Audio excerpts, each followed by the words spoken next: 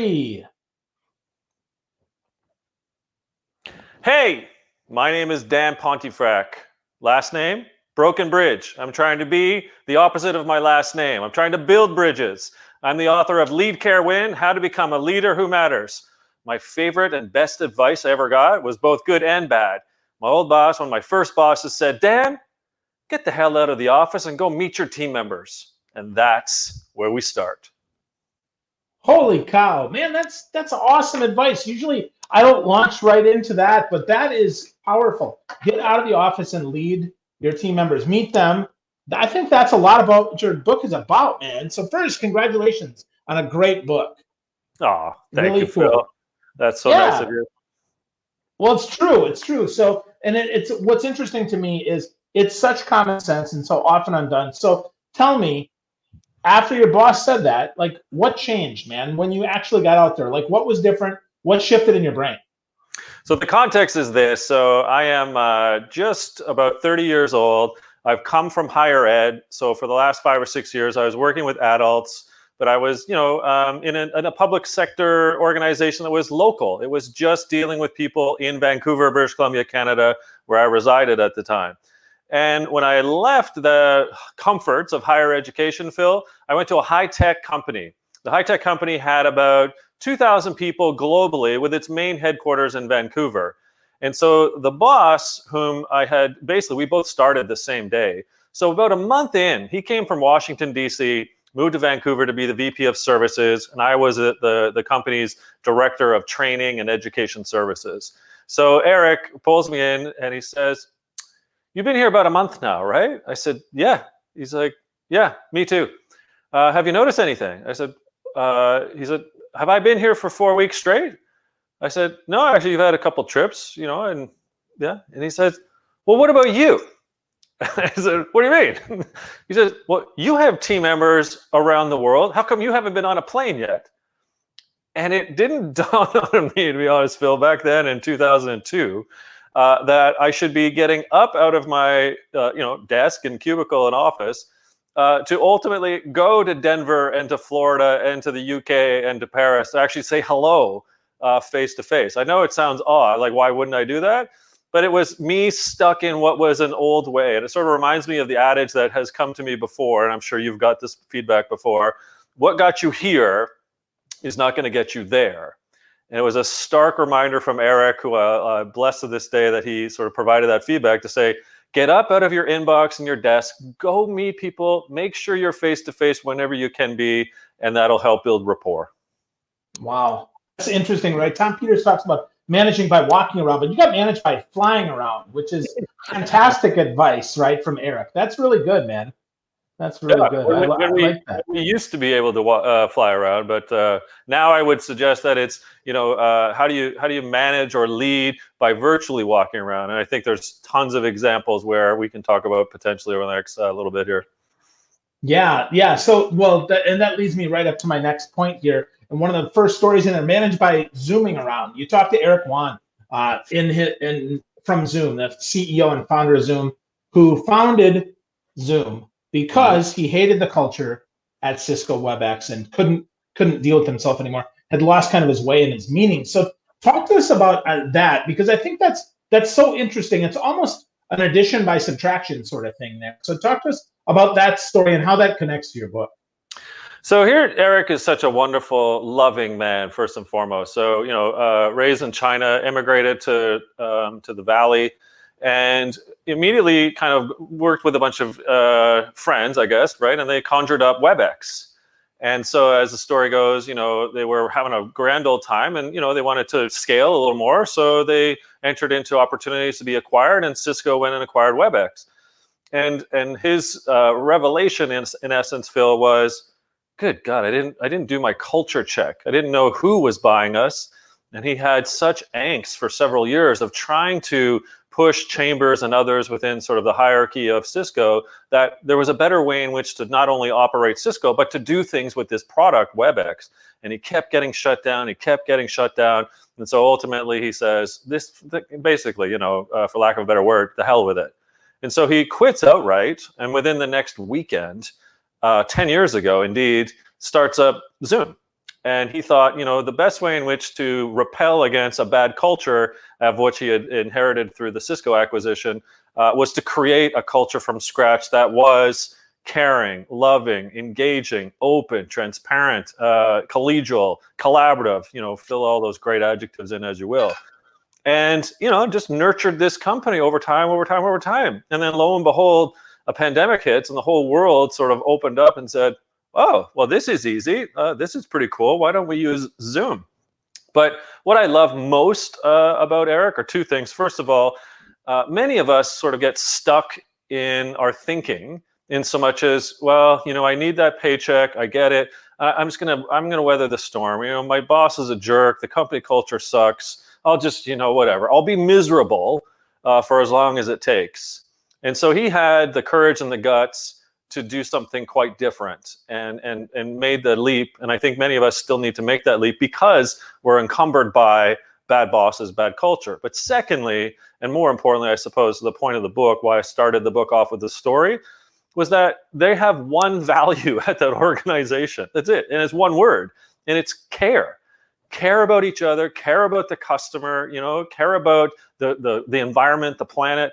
Everything they do in the organization is about care. And I think that just speaks volumes to a high-tech company. All the shenanigans we hear of Silicon Valley and any other high techs, here's a company that just wants to do right in all that they do.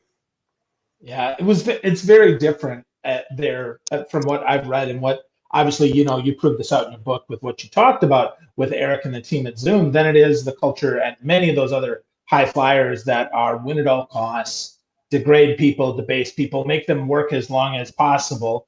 And they found meaning, which I think is really cool. And that's a great way for all of us, right? You shared in the book, let's give one more example about that. You talked about the We Are the World song, how they had to check their ego at the door. And I remember I was just a young boy when that came out back in '84. Really interesting how that played out. So talk to us about why ego gets in the way of so many of us leading, caring, and winning. Great question. Great anecdote. Thanks for bringing that one up. Because again, like you, of the vintage where I grew up, where, on the Christmas Eve or New Year's Eve, I think we got Do They Know It's Christmas from Band-Aid. Yeah. And then the following year, we got We Are the World, and then we got Live Aid. So that sort of 6-month period was just ridiculously cool.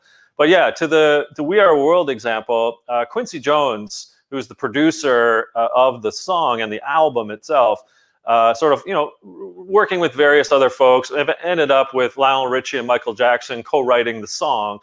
And then, the idea obviously was, well, let's get as many artists as we can that are American, because this is the American version of Do They Know It's Christmas, in essence, to raise money for famine relief in Ethiopia.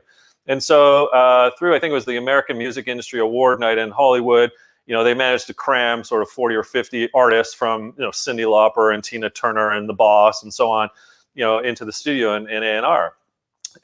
But what's interesting is that Quincy Jones had the recognition that artists being artists are ultimately potentially almost just in it for themselves often. And although that might be a pretty brash statement, Quincy ultimately looked ahead and said, well, if we're going to unify this sort of, all-star band of all-star bands combined, maybe I need to put a sign on the front of the door before they entered the recording studio that literally says, check your ego at the door. And I think that's a metaphor, meaning when you're a leader, you have, I would argue, aspired into a position of leading others and projects and initiatives and growth and so forth. But you're there because of your experience, your competence, the way in which that you hopefully treat people. What happens is that sometimes when we do climb the ladder, we lose sight a little bit of the little people, of what got us there. And those are some of the characteristics that really get in the way, and we exacerbate that by our compounded sense of ego, and the egocentrism starts to take over because you've moved from manager to director to VP to president, and then all of a sudden you're highfalutin. Well, that's not a caring type of leader. So I think what Quincy is doing in this case is saying, look, remember where you came from. And when you check your ego at the door, you're in it for others. The other metaphor I would suggest to you is what Quincy's doing there when you check your ego at the door. If you use a baseball, a basketball, hockey reference, football even, Are you playing for the name solely on the back of your jersey, Phil, or the crest on the front? And in this case, we're talking about USA for Africa. We're talking about famine relief. But what about you as a leader? Who are your stakeholders? Is it just your name on the back of the jersey? Are you looking to climb the ladder as fastidiously and egregiously as possible, kicking people off of it as you climb? Or do you recognize that if you do care, if you create development opportunities for your people, if you listen, if you're curious, if you relate, if you're empathic, all those key caring type of criteria, you in essence then are playing for the crest on the front, and you're playing for more than just yourself and thus your ego. I think that's so interesting, and that question about, are you playing basically for the team, or are you playing for yourself, is so important. And we see, pick a sport, right? We see the Patriots, we see the Lakers, we see a lot of these teams that are playing for the front of that, as opposed to playing for the back. And it's interesting, right? In college, many of the teams, they don't even have their name on the back of the jersey. Yeah. They just have their number. In fact, a uniform like Penn State, for instance, doesn't have either. They're completely anonymous. So they're playing for something even bigger than that, which is really interesting, and really an interesting way. And to juxtapose that, Dan, you shared a story of how someone actually blamed employees for low engagement. I just want to share my story before you share yours, because I have someone actually that worked with a peer team of mine that actually got an ulcer because he was stressed out about results, and then blamed his team for the ulcer. So talk to me about the story that you talk about in your book, because I think it's so instructive, right? If we're going to lead care win, we got to own our crap and stop blaming our team. So what's the story, Dan? Well, I'm certainly not going to out the individual's name, but let's just say I was either at a high-tech company or a telecom that had billions of dollars in revenue. So one of my last two roles. And a VP whom had sort of been on a watch list, if you will, the previous year in terms of the engagement scores, meaning the engagement scores for this individual and then the team had fallen rather dramatically by about 10 points. And so when you see a 10-point, disengagement level, people in culture like myself, you sort of look up and say, well, what's going on? Then you get into discussions and feedback and anecdotals and, just like, okay, what's really happening here? And so, with some coaching and some obvious leadership development that's happening to help this particular vice president, subsequent to that, the next year rolls around. And it's time for the twice a year, but this is the full year engagement surveying. And so what we learn of is that this particular VP had taken upon themselves to to coach the team, which is a larger team than just the direct reports that this person had, on how to score the engagement survey. So took them through essentially, like a WebEx or a StreamYard or some sort of web sharing platform, all the people across their team, and say, look, this is what a 5 is. This is what a 4 is. Here's what, if you put this, comment here, this is how it'll affect our overall engagement score. And I mean, it was egregious. And so a couple whistleblowers sort of pointed out what was happening. And, the organization had to take some action, somewhat obviously, and eventually this poor individual was walked out because that's the opposite of care. I think that's lead scare win, Phil. That's the best way to describe that. Well, it's perfect for Halloween, Dan. I think that's an important way to lead. And your orange shirt. Scare win without a mask. That's it, right? So, yeah, exactly. So that's so funny. But, yeah, it's so interesting that you would want an engagement score by scaring your people. I mean, that's just the opposite of what we want. But, I would also say that we coach to the test, right? We manipulate numbers that are there. So I would say shame on the senior leaders for making that one of the key components of that without seeing what could happen, but grateful that they listen to the whistleblowers and just kind of. And to be clear, I mean, and Phil, I am not a fan, as I've said before many times, of the annual or twice a year engagement scoring. Engagement is a daily, a weekly, a monthly thing, right? And so I much prefer pulse checks, check-ins, so that we do know we can course correct within the week or the month, not waiting a whole year. So that aside, that's sort of my thoughts on the annual survey. Yeah, well, it makes it, to your point, it makes it much less scary if we're giving constant feedback, because then we can course correct, as opposed to, hey, Dan, do you remember back in January when you really sucked? No, dude, I don't know what I had for breakfast yesterday. Why are you asking me this stupid question, right? I mean, let's just be honest, right? Yeah. I don't remember what I had. So that's interesting. Yeah. Big point there. But one of the other points that you make, and you make 9 great points in the book. I have to say, all simple, all things folks can do if they actually care enough to do them. And that is about the staying present. I think, I was actually talking to someone this morning about staying present on podcasts, right? Not being so concerned with everything that's happening, but being present and not just, hold on, Dan, I got question 7 here for you. Let me ask that. Instead, really being present with you to answer and ask these questions. But as a leader, how does that show up? How does being present really show up? And what are some of the great benefits of that? Hey, Phil, I've got to answer this call. Are you okay with that? Actually, sure, absolutely. No, there's a squirrel over there. Do you mind? Yeah, no. Hold on, wait. My other phone's going. Can I get that now? Do you mind? That's my point. The addiction to distractedness and the cancer that is really busyness is such an infliction in our organizational world. Imagine just that, in the middle of a live podcast with you and I just took off to go put laundry in because I thought that was a good idea to do. Or I answered that phone.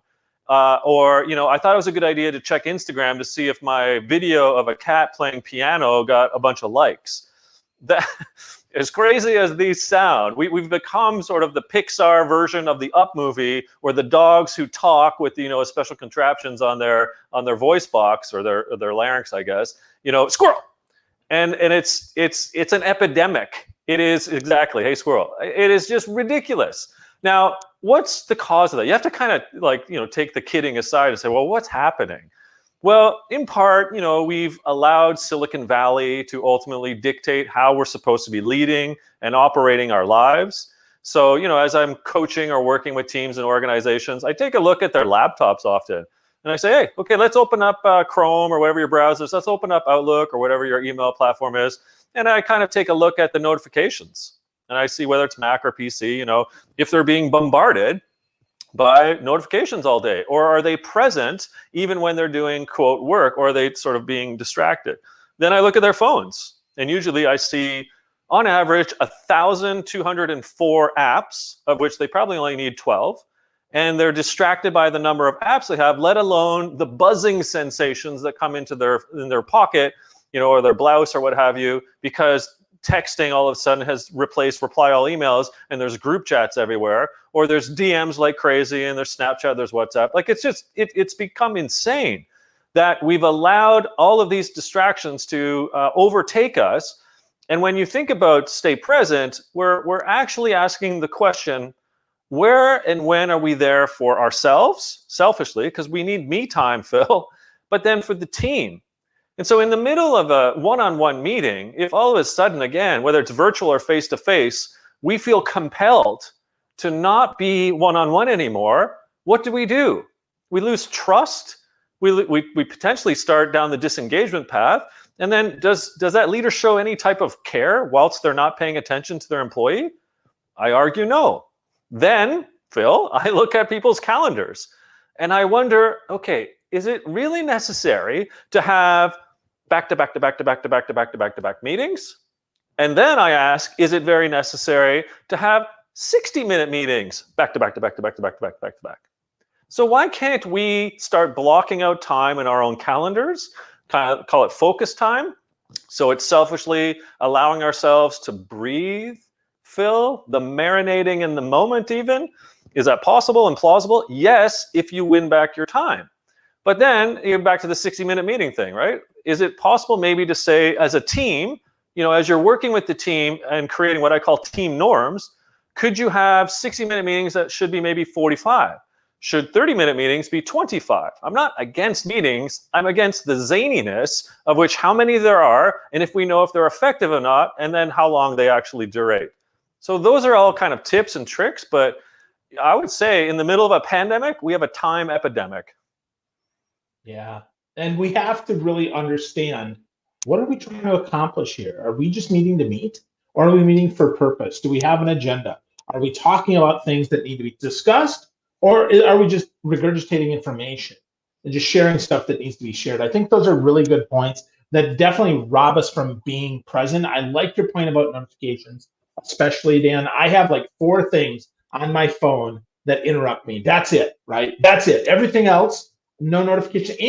And I think this is important, they also don't add up the little number, so my OCD doesn't kick in. Because that's really important, right? Because if it doesn't notify, but I look at it, oh my gosh, 27 notifications, I gotta jump on this now, or in between. Hold on, Dan, I think somebody just met. I mean, no, man, that's not right. Exactly. That's just the opposite of presence. So that's really good. Really, you know what? You sort of triggered something else, which I wanted to make mention of, and that is the meetings to plan for the meeting to plan for the meeting. So when you have, there's a big kahuna coming in from some organization, and it's all of a sudden you've got 3 prep meetings to have the meeting. Sometimes you just got to trust your team a little more to kind of go with the flow, and that they'll figure it out. Stop the hierarchical making sure that everything's going to be kosher in the meeting, so to say. Yeah, for sure. But that really starts with another point that you make in the book, and that is, how do I want to be thought of when I leave the room?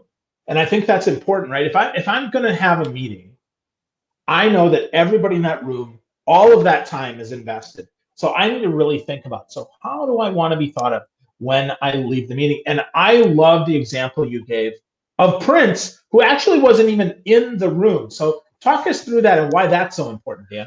Yeah. So we'll come to the Prince example, but the point of how do you want to be known when you leave a room is ultimately a question of meaning, of purpose, of why are you there as a leader. So if, for example, you show up at a meeting one-on-one, or just your general demeanor as you're walking through hallways or Zoom meetings or what have you, is a bit of, a narcissist or a sociopath or a bully or I don't care, je ne care pas, if you're French, attitude, it doesn't go well for you and your engagement, your team, your culture, and anyone really trusting you, for them to then go above and beyond the call of duty, even potentially just to do their jobs. So you kind of have to ask yourself, am I kind, polite? Am I proactive, trustworthy? Do I ask questions? Am I admitting to failure or mistakes and saying sorry? All of these kind of aspects of a generally more meaningful type of leader will then essentially define you as you leave the room, what people are going to say. Oh, she's so great. Like, she really cares. Or what an arse. And why would I even advocate for this leader as I left this role, go into another company and say, yeah, don't work there. Now, the Prince example you bring up is kind of a bit cheeky, because we just talked about USA for Africa. And I love it, but here's the point.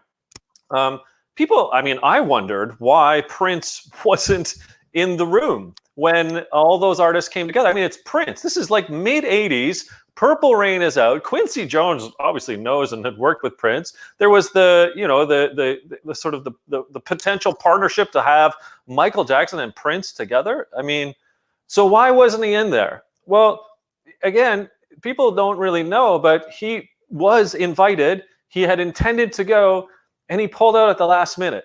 He said, yeah, you know what? That's not for me. I usually record on my own with an engineer, so it's more about me, and I don't want to be with these other people.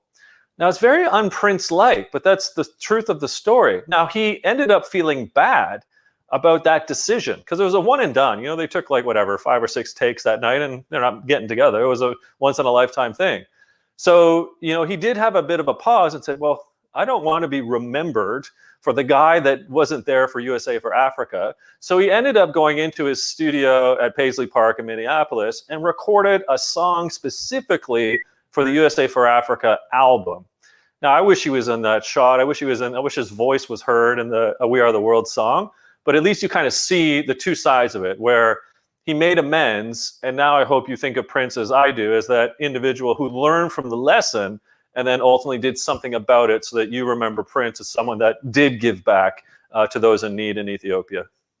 Yeah, well, and learning the lesson as quickly as he did, I think is instructive for all of us. it's not about not making mistakes. In fact, one of the chapters in the book is all about that, right? All about being more relatable, all about being able to make mistakes and rebound from that. But it is about rebounding from that. It's not just about being a big mess up. And I think sometimes we have leaders who they think that it's all about making the mistake, not making amends for the mistake. So what would you say to a leader who is concerned that making a mistake might make them less good of a leader? I mean, to be frank, get over it and get over yourself. As Pope once wrote, not the Pope, but Pope the poet. To err is human, to forgive is humane. And we're all human. We have one chance on this planet, Phil. We're in the middle of a pandemic, and we know we've made mistakes as leaders and how we're operating, on lockdown or virtually. We're going to make more mistakes as leaders. But when we're vulnerable and the dose of eating some humble pie in the midst of knowing that we make those mistakes, and we have a little bit of levity, but we acknowledge it, we learn from it, we admit it, and then we grow from it. Gosh, when people, your team that you're serving, see that you're okay, A, with mistakes, B, admitting to them, and C, hey, you help me become better at what I do. It's just, I can't stress it enough. It will help you achieve the goals that you're trying to achieve as a team, as a leader, as an org. Awesome. I love that. And it's so, when you really think about it, it's so obvious. Once you say, well, duh, people notice, whether you admit it or not, so you might as well own it, from it, might as well move forward. So important, Dan. Yeah. So important, man. I mean, so go ahead. No, go. I'm listening.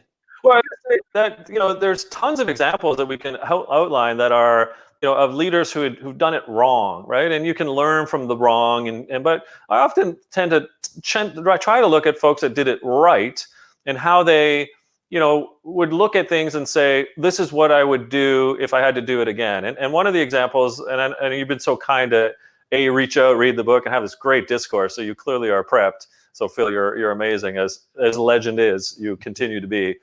But one of the examples I showcase is a situation that happened with senior leaders and the supply chains in the UK and Western Europe with KFC, Kentucky Fried Chicken.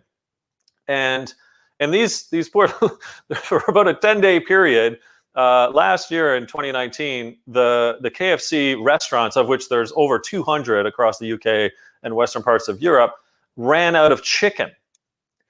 And so, I mean, here in North America, we know that the C stands for chicken. It's Kentucky Fried Chicken, same thing out there. It's a colossal mistake. People were showing up expecting chicken, and they only got the Kentucky Fried part, but no chicken. I mean, it was a huge nightmare. But to admit the mistake, to recognize that they had done something awry, if you will, was part of their leadership journey as a senior leadership team. And you could blame supply chains, you could blame incompetence somewhere within the organization. The leaders of the organization of KFC decided to do this.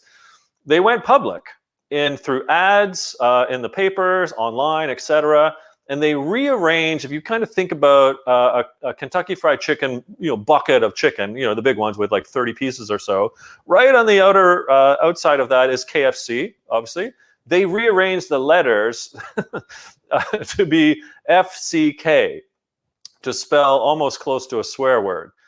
And so there was a big picture of the bucket, FCK. Underneath that was the text, "We're sorry." And then a sort of a paragraph starts up there, and it says,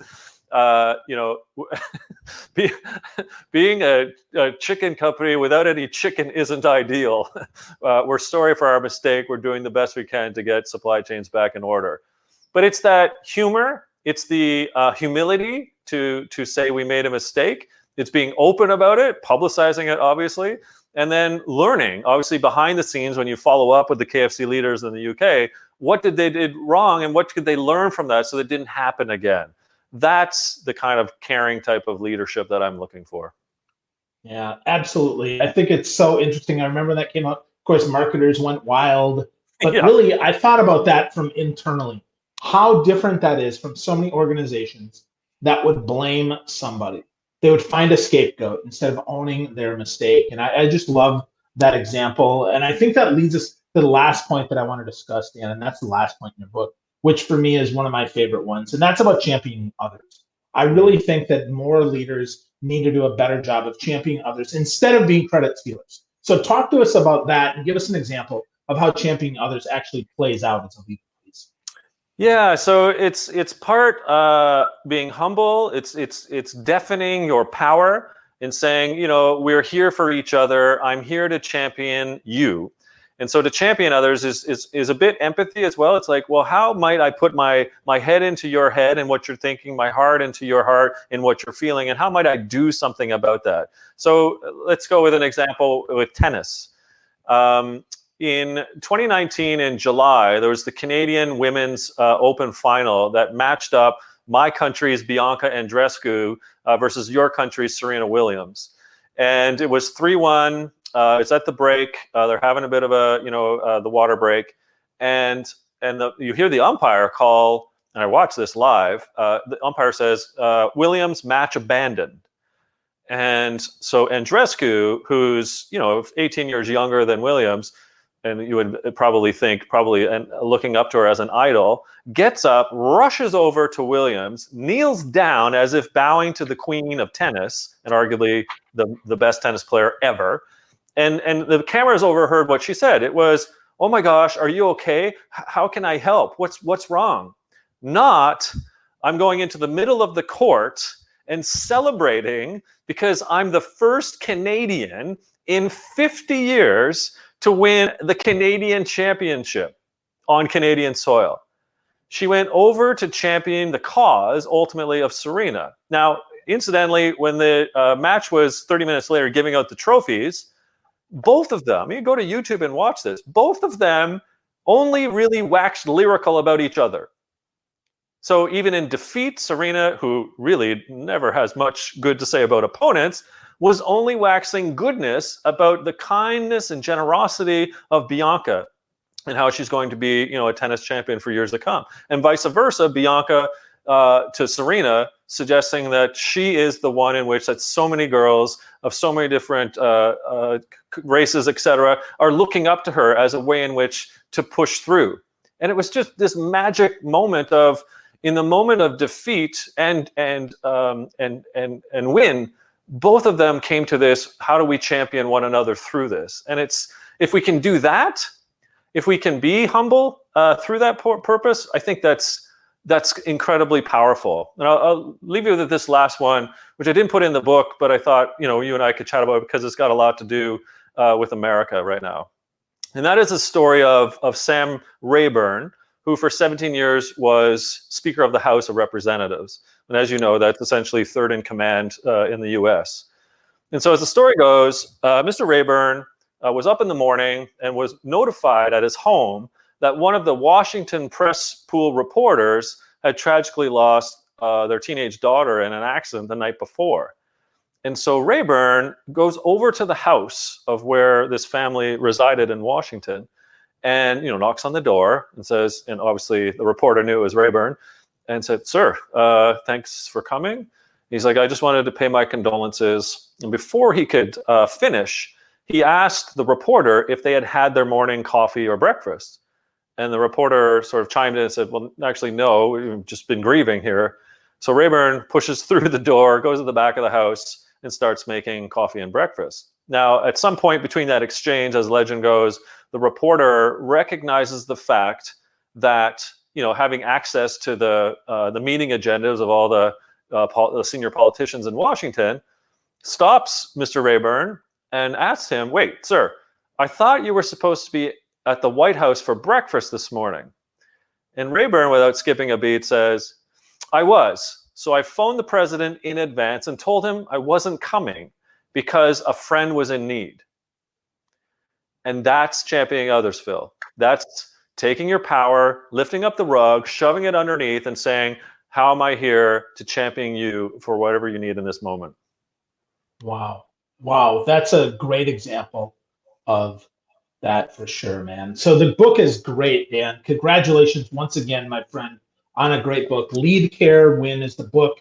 You got to get to know Dan more at leadcarewin.com. He's got some great assessments, some great tools. Go check it out. Get a copy. It's super simple. 9 things you can do. Dan, thank you so much for spending time with us. Thank you for caring enough to send me a book, and thank you for just being you, man. I appreciate Right you. back at you. Quid pro quo, Phil. Keep doing what you're doing. So many people are learning from your expertise and the way in which you get people into these sessions. Thank you for being you, Phil.